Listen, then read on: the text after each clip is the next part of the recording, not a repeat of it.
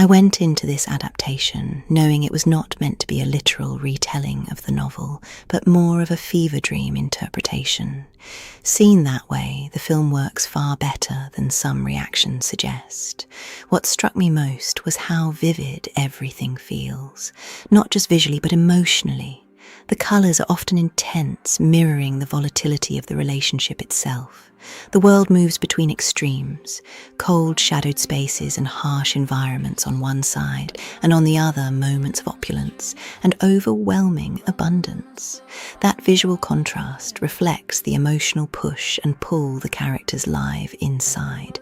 Because of some of the early reactions, I expected something far more provocative than what actually appears on screen. Yes, there are a few eyebrow-raising moments, but they never dominate the narrative. The focus stays on the unstable, magnetic bond between two people who recognize themselves in each other. I also don't fully agree with the claim that this is not a love story. From what I understand, the original novel ultimately presents a much harsher dynamic, leaning further into possession, control, and emotional destruction.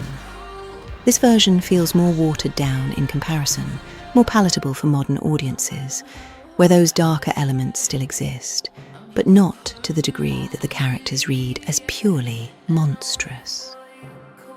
Instead, what emerges is a portrait of two deeply shaped individuals, both products of harsh upbringings, drawn together by something that feels almost inevitable.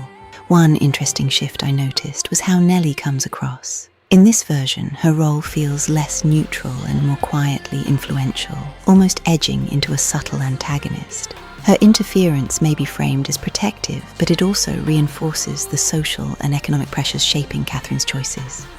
Even if Catherine had chosen Heathcliff, it's hard to imagine that tension disappearing. The realities of poverty, class, and expectation would likely have surfaced eventually, and resentment might have followed. Their connection is chaotic, reactive, and often destructive. You understand they probably cannot survive together, yet part of you still wants them to. That emotional contradiction is what makes the story linger. I didn't leave the film seeing villains.